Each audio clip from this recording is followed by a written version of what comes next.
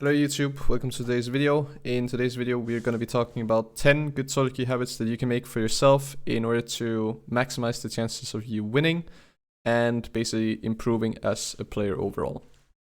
So the first good solo queue habit that you can make is play a maximum of 5 games per day. Now this doesn't mean that you have to play 5 games every single day. A lot of people simply don't have the time to do so due to school or work or whatever it might be. But in a case that you have a day off and you wanna really grind, do not play more than 5 games per day. And the reason why is because after your first game, you're pretty much just only warmed up, meaning that your first game is not gonna be nearly as good as your second or third game, most likely, just because you need to get back into the habit of, if you've been away from your PC for even just a couple of hours or a few days, you need to get back into the entire mindset of, say, with mouse and keyboard, tryharding, thinking about the game, stuff like that. So maximum play 5 games per day. If you want to play more than that and you have an entire day off and you have nothing to do and you just want to play League, go ahead and play on your Smurf account. If you don't have a Smurf account, go ahead and play Flex Queue, play some normal games. Do not play 10 solo queue games back to back because it's not going to benefit you. So that's the first tip. The second tip is only play on the days where you feel focused and feel like tryharding. So I can talk from personal experience. We all have some days that are pretty shitty or feels like nothing's really going on and it's a bit meh. If you feel like that, it's probably not the best day for you to play solo queue in, simply because you are in this kind of whatever mindset and you pretty much just try to kill some time by playing a bunch of League. And that's not healthy for you if you really want to climb. So only play on days where you actually feel refreshed, you feel good, you're not being sick, nothing is really distracting you from your RL life, and you just feel like tryharding and feel like just winning a bunch of ranked games. Those are the days that actually make sense for you to play ranked, and most likely you're going to win those games, or at least have some high good quality games where you can at least learn something from them, rather than just spamming games while you're not actually feeling that good and you kind of don't really care too much about ranked, and you most likely will end up losing. So the third tip is review each of your games whenever you're done with them. So what I recommend is review the first 15 minutes of your game, because in the first 15 minutes of the game, no matter what role you're playing, unless you're playing bot lane, then because it's a dual lane, all of your mistakes, all of your plays that you're doing good and bad are strictly on you. Meaning that if you die at 15 minutes, most likely it was your decision that made you die, or your mechanical misplay that meant that you died. On top of that, you can look for things you missed out on. Maybe you missed out on a ward somewhere. Maybe you missed out on, oh, I could play aggressive here, or I could kill him here, or I could get a free recall here, or I could get a free wave or free camp here. Whatever it might be, basically you will always be missing out on something that you can improve from every single game, because while you're in the moment, it's hard to take a look at everything. But when you're outside of the game, you can slow the game down, you can get a better overview of what's actually happening on the map, and then you can realize, okay, I misplayed here, or I missed out on something I could have done that was better than what I did. And once you take a note to it, you can even type it down if you want, and you realize that you're doing maybe some of the mistakes over and over again, you can see that that's a pattern that you're doing, and you can try and fix that, and then you already improved as a player. I always recommend doing it right after you're done with the game, so that the game is fresh in your mind.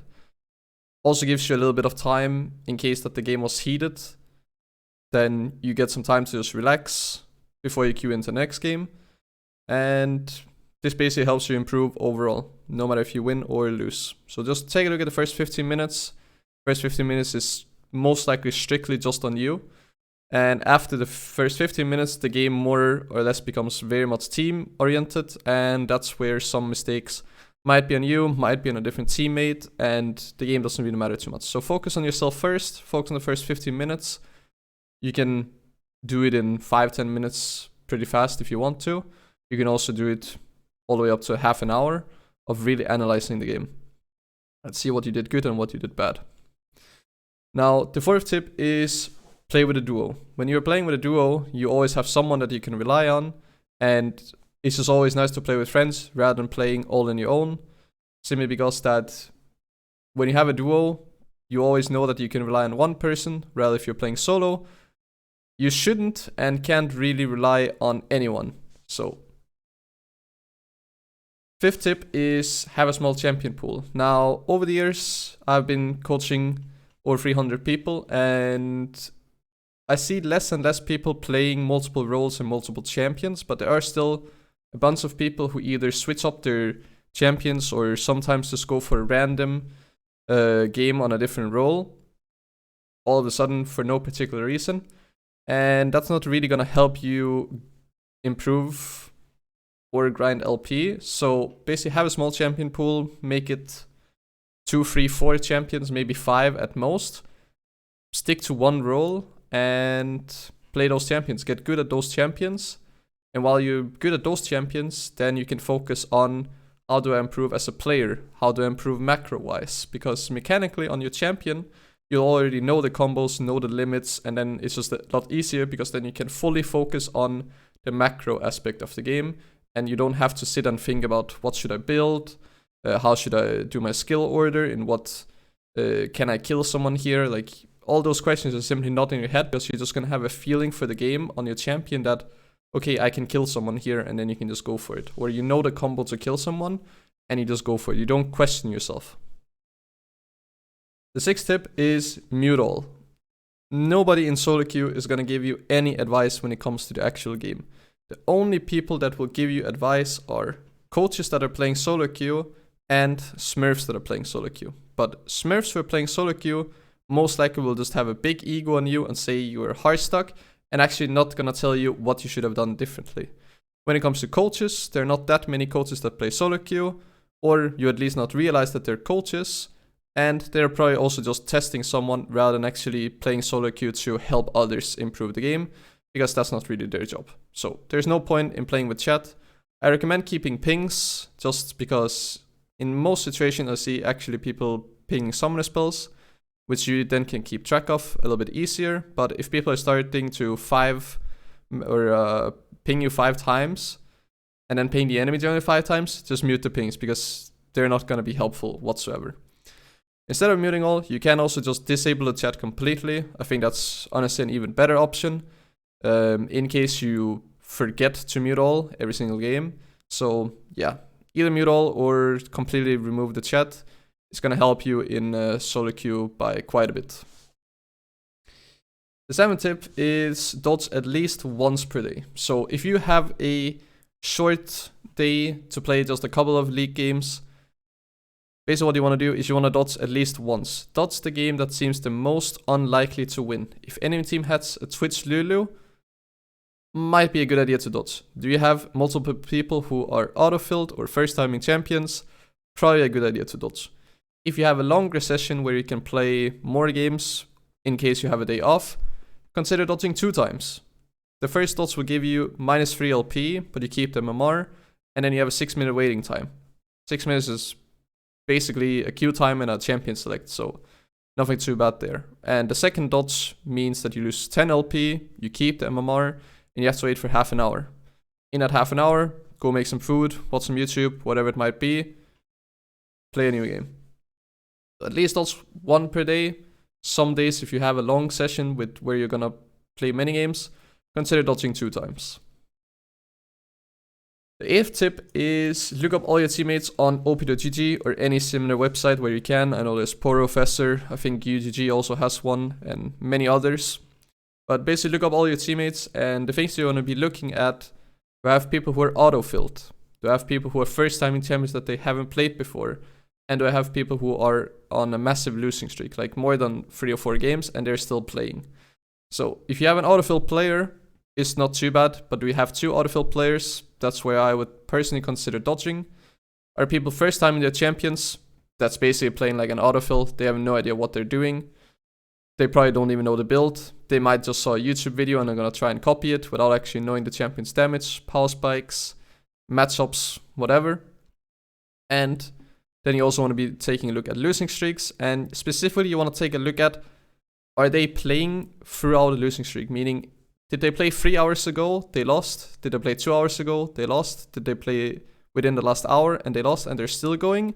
they're probably more or less tilted, and you might want to consider dodging. But if they play once a day or 2 times a day, and they have just lost throughout those couple of days, then it's not too bad, because they probably forgot about their losses from the last day, and then it's still worth playing out. But basically look up all your teammates, and this fits with tip number 7 of dodging at least once per day.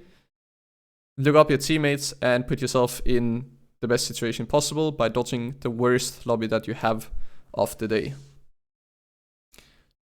The 9th tip is start planning inside of your own head what you want to be doing in early game, and you want to be doing this throughout champion select, the loading screen, and level 1, so basically before 1 minute 15, I would say. In those minutes, start thinking, what do I want to do? So no matter if you're a laner or if you're a jungler, if you are a laner, you should think about, am I strong side or am I weak side? How should I play the lane? Is my matchup good? How do I want to play the first few waves? How is the enemy jungler going to be pathing? How is my jungler going to be pathing? And as a jungler, you want to be also thinking, who's my strong side? Who's my weak side? Who should I be pathing towards? How will the enemy jungler maybe path? Am I going to get invaded? Can I invade? Can I late invade? Will they late invade? There's so many questions you need to ask yourself. And once you make that a routine, then you can figure out the answers to the questions really, really fast. And you can figure out the best strategy for your level 1. Throughout maybe the first 4 or 5 minutes, you pretty much know what you're supposed to do. And then you just play according to the plan if everything plans out as you thought inside of your head.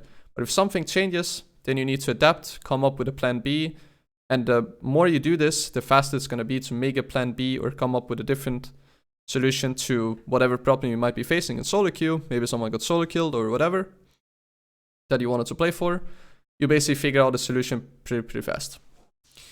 And then the last tip I have is to get a coach. If you're serious about solo queue, if you want to climb, if you want to become a better player, consider getting a coach. You can get coaches fairly cheap, not the best quality coaching, but if you are lower elo, they can still help you. And if you are in like maybe gold, plat, diamond, masters, and you want to climb even higher, consider getting a coach. I personally got many different coaches throughout the years that I've been playing, and they have definitely helped me in many different ways, both with my mental, my mechanics, my game knowledge, my macro, and everything. And you don't have to spend a ton of money on getting coaching, because I know there's some coaches that, in my personal opinion, are overpriced compared to the quality that you're getting. But just get a decent coach, and you don't have to buy a ton of sessions.